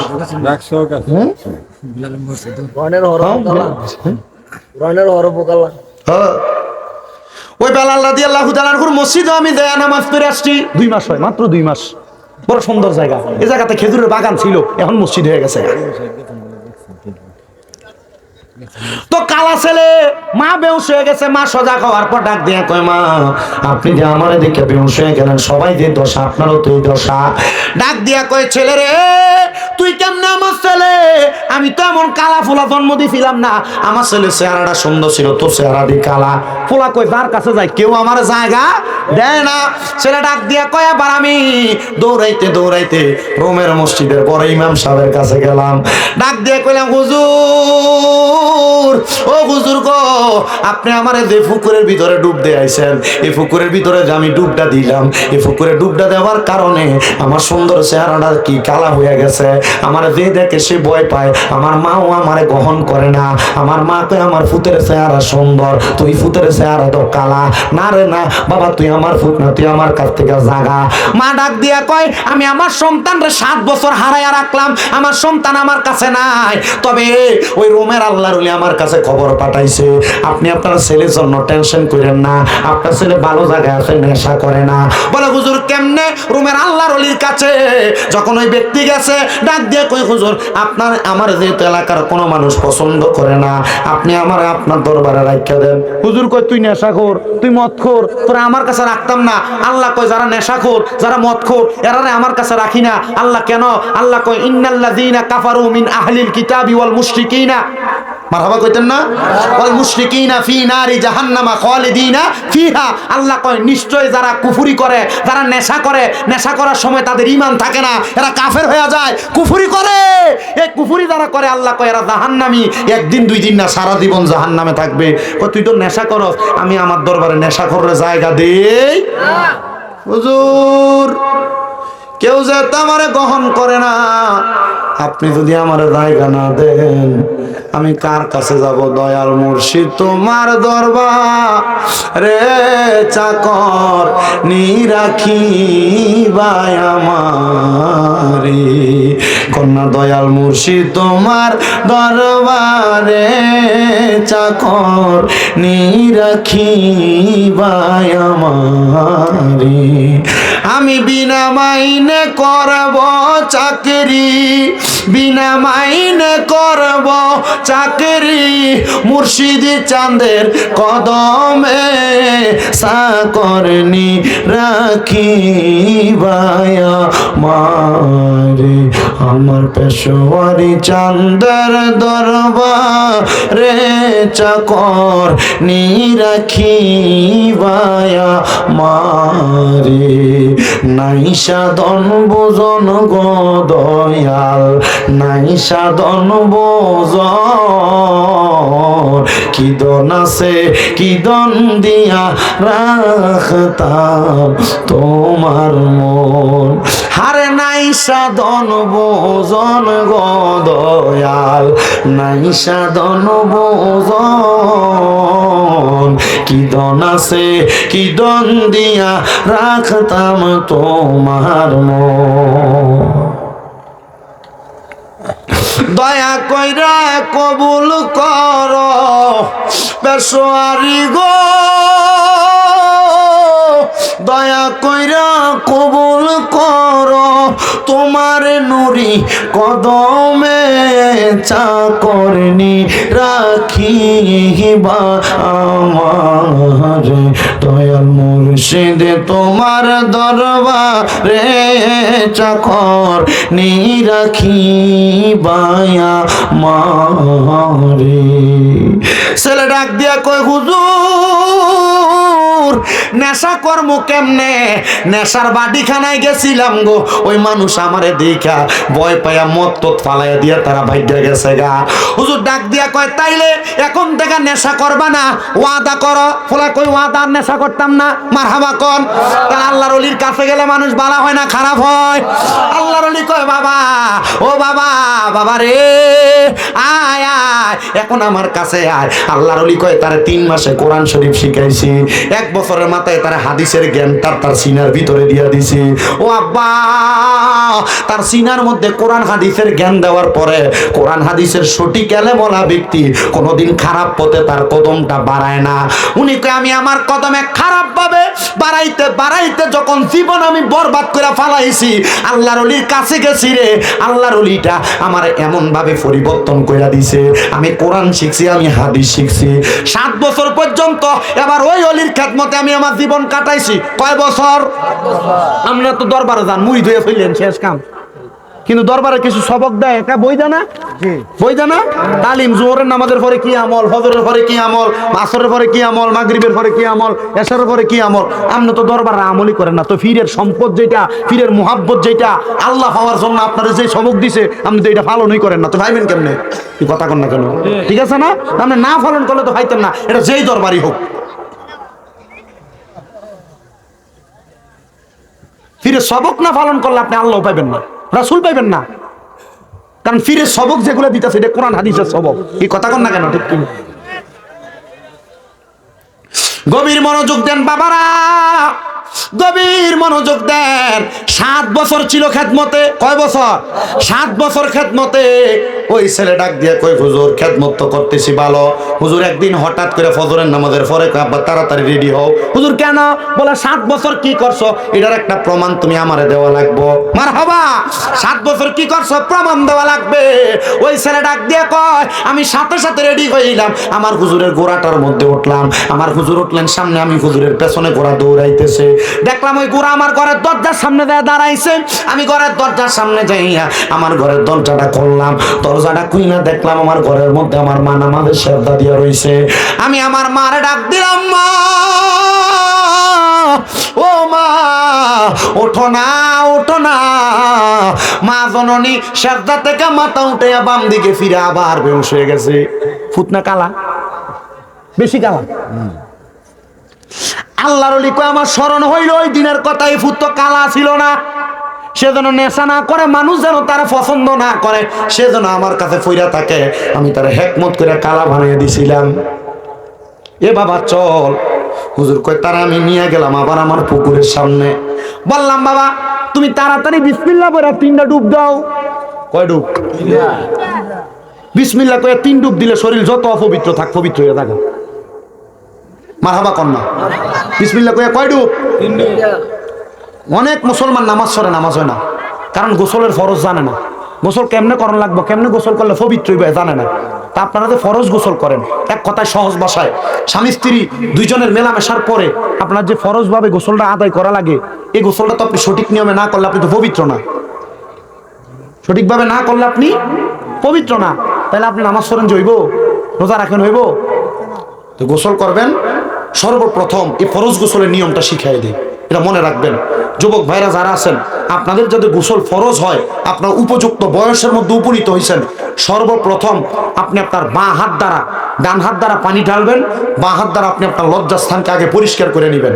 সবাই যারা মুরব্বী বাবারা আছেন, যারা বিবাহ করেছেন, আপনারাও মনে রাখবেন, ডান হাত দ্বারা পানি ঢাইলা বাঁ হাত দ্বারা আপনি আপনার লজ্জাস্থান পরিষ্কার করবেন। মা বোন যারা শুনছেন, আপনারাও ডান হাত দ্বারা পানি ঢাইলা বাঁ হাত দ্বারা আপনি আপনার লজ্জাস্থান পরিষ্কার কইরা আগে আপনি উজু করবেন। গোসলের উজুটা কেমনে করে? ভালোভাবে কুলি করা, নাকে পানি দেওয়া, সমস্ত শরীর দৌত করা, আর আপনি দুপুর করে দেয় পুকুরের ভিতরে পড়েন না। আগে ভালোভাবে কুলি করবেন 3 বার, নাকে 3 বার পানি দিবেন, ডান দিকে 3 বার পানি দিবেন, বাম কাঁধে 3 বার পানি দিবেন, এরপরে মাথায় আস্তে আস্তে পানি দিবেন। এটা হলো গোসল করার মূল সুন্নত নিয়ম, এবং গোসল এভাবে করলে পবিত্র হয়। সাবধান, এতদিন পর্যন্ত যদি অন্যভাবে ভুলভাবে কইরা থাকেন, এখন থেকে গোসলের ফরজটা শিখা ঠিকভাবে গোসল আদায় করবেন। আল্লাহ কবুল করুক, আমিন করুন। যুবক ভাইরা যারা আছেন, মনে রাখবেন, পবিত্র অবস্থায় মারা গেলে আল্লাহ তাআলা শহীদের মরণ দান করে। এতদিন পর্যন্ত গোসল ফরজ হয়েছে কথা সত্য, পবিত্র হওয়ার জন্য ঠিকভাবে গোসল করেন নাই, পবিত্র হনও নাই, যদি এই অবস্থায় মারা যাইতেন, ফেরেশতা আপনার কাছে আসতো না। এজন্য এমন ভাবে থাকবেন যেন ফেরেশতা আপনার মরণের সময় কাছে আসে। সব সময় পবিত্র থাকার চেষ্টা করবেন। জোরে কোন সুবহানাল্লাহ। আল্লাহর ওলি কয় বাবা বিসমিল্লাহ কইয়া 3টা ডুব দাও। উনি বলেন আমি বিসমিল্লাহ বলে 3টা ডুব দিলাম। 3টা ডুব দেওয়ার পরে এবার আমি উঠলাম। এবার আল্লাহর ওলি কয় বাবা নতুন পাঞ্জাবি লাগাও। নতুন পাঞ্জাবি লাগাইয়া আমার গোড়ার পিঠে চড়াইয়া আমার মার কাছে নিয়ে গেছে। মার কাছে যায় সালাম প্রদান করলাম, কিন্তু এবার আর আমার মা ঘুম থেকে মাথা উঠায় না, সেজদা থেকে মাথা উঠায় না। আমি আমার মারে আবার সালাম দিলাম, আসসালামু আলাইকুম। আমার মা মাথা উঠায় না। দ্বিতীয়বার সালাম দিলাম, আমার মা মাথা উঠায় না। এবার যখন আমার মা জননী মাথা উঠায় না, আমি আমার মার মাথাটার মধ্যে যা ধরলাম, দেখলাম আমার মা জননী ডান দিকে কাত হয়ে পড়ে গেছে। আমি আমার মারে জিজ্ঞাসা করলাম, ওগো মা, আপনি দি কোনো কথা বলেন না? নাকে হাত দিলাম, বুকের মধ্যে হাত দিলাম, দেখলাম আমার মার নিঃশ্বাস প্রশ্বাস বন্ধ হয়ে গেছে। আমার মা জননী দুনিয়া থেকে ইন্তেকাল করেছে। ইন্না লিল্লাহি ওয়া ইন্না ইলাইহি রাজিউন। ওই পাগলা ডাক দিয়া কয়, হুজুর নেশা করতে অবস্থায় মারে দেখা গেছি, চেহারা কালা ছিল, কিছুক্ষণ আগে না আমি আমার মারে দেখা গেছি। আমার মাটা দি দুনিয়া থেকে ইন্তেকাল করে বিদায় হয়ে গেছে। ছেলেটা কান্দে। হুজুর ডাক দিয়া কয়, বাবা কান্দো না, কান্দো না রে। তুমি সন্তান, কান্না যখন আসবে মা বাবার জন্য দোয়া করবা। এ সন্তান, মা মরে গেছে, বাবা মরে গেছে, মা বাবার জন্য আফসোস লাগে। যখনই আফসোস হইব, হাতটা তুলে কইবা রব্বির হামহুমা কামা রব্বায়ানি সগীরা। আল্লাহর নবী কয়, এমন ভাবে কেউ যদি দোয়া করে রে, আমার আল্লাহ তাআলা তার দোয়াটা কবুল কইরা নেয়। জোরে কোন সুবহানাল্লাহ। ছেলেকে আমি আমার মার জানাজা পড়াইছি। হুজুর যে কইছিল 7 বছর কি শিখছ, পরীক্ষা দে। আমি আমার মার জানাজা পড়াইছি। হুজুর কয়, মার কবরে তুই ফুতে নাম। আপনার কি মনটা চায় না আপনার ফুতে আপনার কবরে নামক? আপনার কি মনটা চায় না আপনার একটা নাতি আছে, নাতিটার কবরে নামক? আপনি দি ফুলাটারে টুইঙ্কেল টুইঙ্কেল শিখান, আপনি দি আপনার নাতিটারে হামটি ডামটি পড়ে না? এটি শিখান। ফোলাটা এখনো বালা করে কোরআন পড়তে পারে না, কেমনে গো আপনার ফোলাটা আপনার কবরে নামবো? ফোলাটা দি বালা করে জানাজার নামাজের দোয়াটাই জানে না, কেমনে গো আপনার ফোলাটা কবরে নামাইব? মুসলমান কিন্তু ফোলাটা নেশা করছিল 7 বছর আল্লাহর অলির সোহবতে থাইকা, নেশা করতাইকা আল্লাহর অলি হইয়া গেছে। জোরে জোরে কন্যা বাবা সুবহানাল্লাহ। এবার নামাজ পড়াইছে, কামার কবরে নামছে, মার কাফন দাফন করছে, মার কবরে মাটি দিয়া ওই ফোলা কয় হুজুর আমার তো মা নাই, আমার মা তো কবরে, আমার এবার ফালবো ডাকে। চেহারা আগে যেমন ছিল এখনো তো এমন হয়েছে, কিন্তু হুজুর আমি আল্লাহর এত ডরাই আমি আর কোনোদিন নামাজ ছাড়তাম পারতাম না, আর কোনোদিন আমি নেশার কাছে যাইতাম না। ও হুজুর গো, আমার মা যেহেতু নাই, এবার আপনি আমার মায়ের মা বাপের মতো মানুষ করেন। ছেলেকে আমি আল্লাহর অলির কাছে চইলা গেলাম, হুজুর আমারে মানুষ করার জন্য হুজুরের কাছে রাইখা দিলেন। কিন্তু একদিন আমি কান্না করতে করতে কইলাম, হুজুর আমি তো কোরআন হাদিস পড়তে পড়তে দেখছি আল্লাহর অলিরা অনেক কিছু পারে, আল্লাহর অলিরা অনেক কিছু দেখাইতে পারেনি? আল্লাহর অলিরা তো কারামতের মাধ্যমে অনেক কিছু পারে। হুজুর আমার মাটা যে মইরা গেছে, মাটা কবরে কেমন আছে হুজুর আমার একটু এটা দেখাইয়া দেন। সুবহানাল্লাহ। মাটা যে মইরা গেছে দেখাইয়া দেন। হুজুর কয় বাবা এত বড় দরজা আমি লাভ করছি না আব্বা, তবে আমি তোর একটা শিক্ষা দেই। ও বাবা রে, তুই যদি মাডারে দেখতে চাস, রাত্রবেলা নামাজের মুসল্লাটা বিছিয়ে নিরলে নিরলে নামাজ ফিরা ফিরা কান্দিস, দেখবি আমার আল্লাহ তাআলা তোর মারে দেখাইয়া দিছে। ওই পোলা কয় হুজুরের কথা শুইনাম, আমি নামাজ পড়ছি, নামাজ পইরা সাজদায় যাইয়া আমি কান্দি রে কান্দি রে কান্দি, কানতে কানতে নামাজের মুসল্লাটার মধ্যে বেহুশ হয়ে পড়ে রইছি। আমি দেখলাম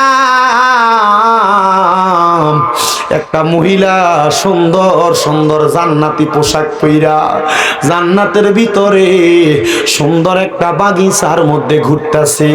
আমি জিগাইলাম কে, কি গো আপনার পরিচয় গো? উনি আমারে ডাক দিয়া কয় বাবা তুমি আমারে চিনো না, আমি তোমার মা, জান্নাতের ভিতরে ঘুরতাছি। ফোলা ডাক দিয়া কয় মা, আল্লাহ আপনার জান্নাত দিল গো মা, এত আরামের জান্নাত কেমনে পাইলেন গো মা?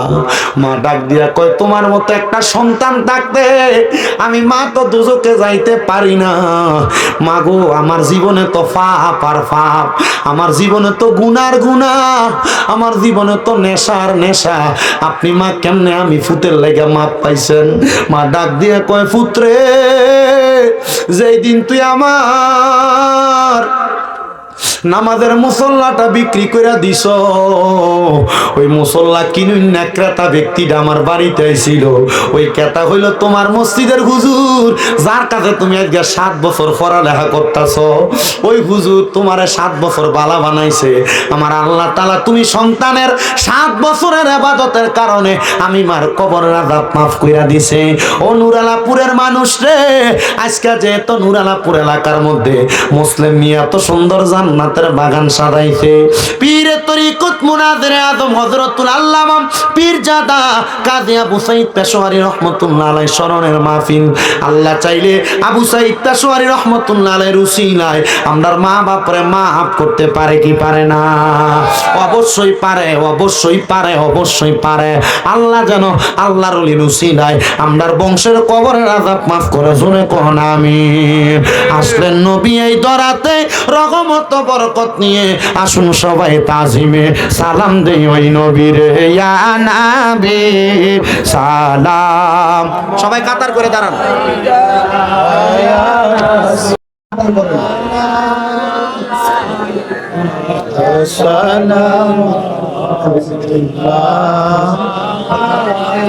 ইয়া রাসূলুল্লাহ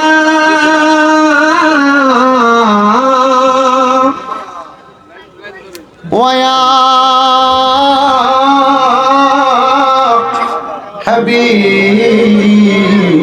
হাবিবাল্লাহ, নবীজি গো আপনি যে ঘুমান না রাতে দেখা দেন, আপনার প্রেমিকদের সাথে ডেকে নেন আপনার রোজাতে দুরুদ সালাম দিতে ইয়া নবী মোহাম্মত নিয়ে বলেন, মোহাম্মত নিয়ে জোরে ইয়া রাসূল ইয়া হাবিব ওয়া আলাইকা সালাওয়াতুল্লাহ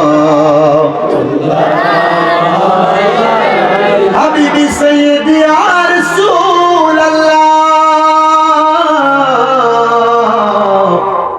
ওয়া ইয়া হাবিবাল্লাহ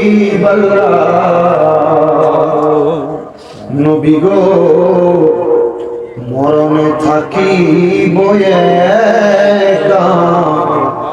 আমরা কবরে যাই বয়ে হাসরে উঠি বয়ে পাই যেন আপনারি দেখা ইয়া নবী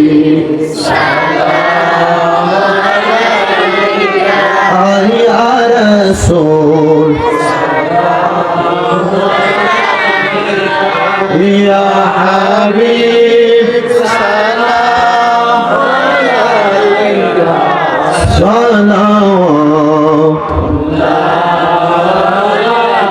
डालो दी क़ल्बों में अज़मते मुस्तफ़ा सैयदी आला हज़रत पेला हम मुस्तफ़ा जाने रहमत पे नाम शम्अ बज में हिदायत पे सैयदी मुर्शिदी काजी अबू सईद पेशवारी सैयदी मुर्शिदी काजी अबू सईद पेशवारी उनकी शानो करामत पेला लाम मुस्तफा रहमत पेला खो सलाम शम्अ बज में हिदायत पे या पाक पंजतन लाख सलाम या पाक पंजतन या हसन शाह हुसैन लाख सलाम या हसन शाह हुसैन करवालार कुर्बानी शरण करो प्राण भरे सकले अस्सलामु नूर चश्मे अंबिया अस्सलामु बादशाहे আউলিয়া সবাই পড়ি মারহাবা কবুল করে পড়েন আমিন বালাগাল উলা বিকামালিহি আশাবাত তুজা বিজামালিহি बस मेरे जिंदगी ज़बा पर या रसूल अल्लाह ये है मेरे बंदेगी रसूल खुदा से दिल को सलाम कहना और बागे मदीना से एक फूल तो पिलाए ना बलगल उला कशफत तुजा बिजमालिही हसनत जमिया सालिही सल्लु अलैहि হে আমার নুরালাপুরের মাহফিলের বাবারা বন্ধুরা ওয়াজে তো শেষ হয়ে গেছে মুনাজাত করার আগে আপনাদের সবার কাছে আমি জানতে চাই ওই সন্তানের মায়ের কবর আযাব আল্লাহ তাআলা সন্তান আল্লাহর ওলির সোহবতে থাকার কারণে 7 বছর যদি maaf করে দিতে পারে আজকে কাজী আবু সাঈদ পেশোয়ারী রহমাতুল্লাহ আলাইহির স্মরণে আমার ভাই মুসলিম মিয়া এত সুন্দর করে 10তম মাহফিল সাজাইছে এই মাহফিলের উসিলায় আল্লাহর ওলির বরকতে আমরার বংশের কবর আযাব maaf করতে পারি পারে কি পারে না? এমন একটা সন্তান হাতটা বাড়া বলবা হুজুর আমার মা নাই, আমার বাবা নাই, আমার আম্মা আব্বার কবরের আযাব মাপ পাওয়ার জন্য এই আল্লাহর ওলির মাহফিলটার মধ্যে আমি নগদ 2,000 টাকা, আমি নগদ 1,000 টাকা, আমি নগদ 500 টাকা আমি আমার মা বাবার কবরের আযাব মাপ চাইয়া এই মাহফিলের মধ্যে দান করব। মুনাজাতের আগে আসেননি কোনো বাবা 1,000 টাকা দান করবেন? পর্দার অন্তরালের মা বোন যারা আছেন যে কোনো একজন মা দাঁড়াইবেন, দাঁড়াইয়া পুরা মা বোনদের কাছ থেকে কিছু কিছু করে সহযোগিতা নিবেন।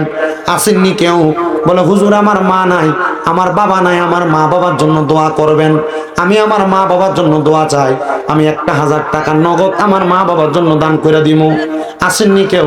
নগদ মা বাবার জন্য 500 টাকা দান করবেন। আসেনিও কেউ?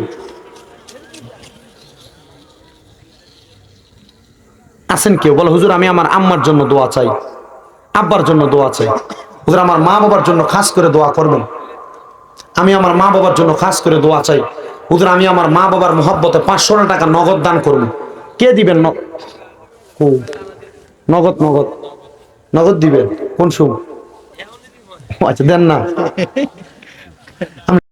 রব্বিল আলামিন, আসসালাতু ওয়াসসালামু আলা রাসূলিহিল কারীম। রব্বানা যালামনা আনফুসানা ওয়া ইল্লাম তাগফির লানা ওয়া তারহামনা লানাকুনান্না মিনাল খাসিরিন। রব্বানা আতিনা ফিদ দুনিয়া হাসানাতাও ওয়া ফিল আখিরাতি হাসানাতাও ওয়া কিনা আযাবান নার। ইয়া ইলাহি রহম ফরমা, মুস্তাফা কি ওয়াস্তে খুলে দে দরওয়াজায়ে রহমত গাদা কি ওয়াস্তে রহমাতাল লিল আলামিন খত মে রাসূল জানে জাগা আহমদ হামিদ মুহাম্মদ মুস্তাফা কি ওয়াস্তে মাবুদ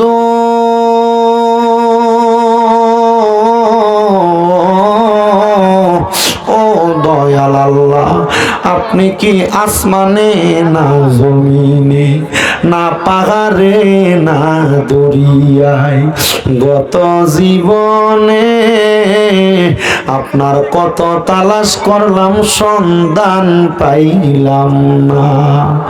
আল্লাহ বহু সন্ধানের পরে পেশোয়ারি দরবার শরীফের আওলাদ পীরে তরিকত মুনাজিরে আজম হযরতুল আল্লামা পীরজাদা কাজী আবু সাঈদ পেশোয়ারি রহমতুল্লাহ আলাইহির স্মরণে 11তম ইসলামী সুন্নি মুগা সম্মেলন সাজাইয়া আজকের জান্নাতের বাগানের মধ্যে আল্লাহ কে জানি মা গারা ইতিম হইয়া হাত বাড়াইছে, কে জানি বাবা গারা ইতিম হইয়া হাত বাড়াইছে। আল্লাহ যেই বাবা সন্তান রে মানুষের মতো মানুষ করার জন্য মাথার গাম পায়ে ফালাইয়া সন্তান রে বড় কষ্ট করে মানুষ করছে, এমন আব্বা যাদের কবরে আব্বার কবর তুমি আল্লাহ জান্নাতের বাগান বানায়া দাও। আল্লাহ কে জানি হাত বাড়াইছে, কার জানি জগতের মধ্যে মা নাই। হায় রে মা,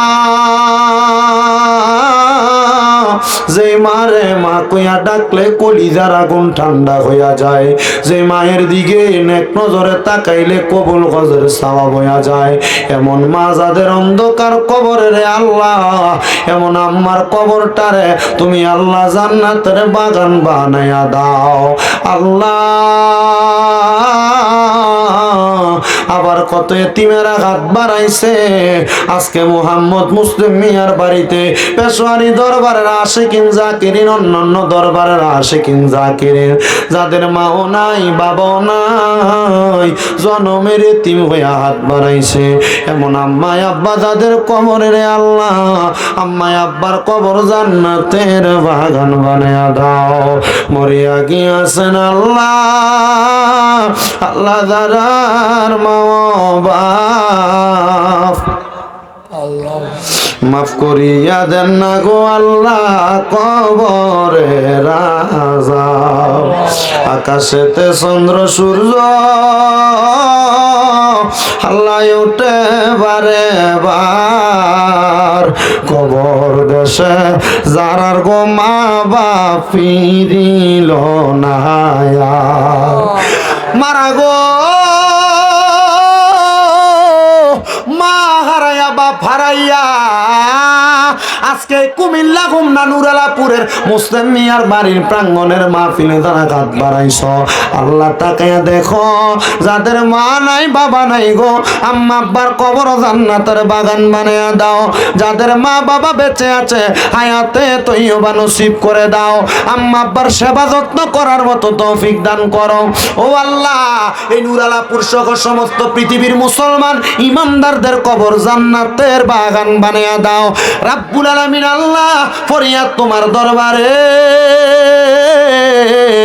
আমার একজন মা জননী ওনার স্বামীর জন্য দোয়া চাইছে কিছু হাদিয়া প্রেরণ করেছে আমার মা জননীর দোয়া তুমি কবুল মঞ্জুর করে নাও বিশেষ করে আল্লাহ আজকের মাহফিলে যারা টাকা দিয়া পয়সা দিয়া শ্রম দিয়া বুদ্ধি দিয়া পরামর্শ দিয়া মাইক দিয়া লাইট দিয়া প্যান্ডেল দিয়া মিডিয়ার বাইরা সহ সম্মানিত শ্রোতা মণ্ডলী পর্দার অন্তরালের আমার মা বোনেরা প্রত্যেকের খাস দোয়া তোমার দরবারে কবুল মঞ্জুর করে নাও আমি হাত বাড়ানোর সাথে সাথে নগদ অনেকে হাদিয়া বানাইয়া দিছে আল্লাহ প্রত্যেককে তুমি কবুল আর মঞ্জুর করো রাব্বুল আলামিন দূর দূরান্তের প্রত্যেকটি মুসল্লিরে কবুল মঞ্জুর করো প্রত্যেকের ব্যবসা বাণিজ্য কাজে কর্মে চাকরি বাকরির মধ্যে বরকত দান করো যারা পড়ালেখা করে বিদ্যা বুদ্ধি বাড়াইয়া দাও মানে সম্মান ইজ্জতে জিন্দেগি নসিব করে দাও আল্লাহ বিশেষ করে ফরিয়াদ তোমার দরবারে আমার অনেক প্রবাসী ভাইয়েরা বিদেশ থেকে দোয়া চায় প্রত্যেক প্রবাসীদের কামাই রুজির মধ্যে ব্যবসা বাণিজ্যের মধ্যে বরকত দান করো হায়াতের মধ্যে বরকত দান করো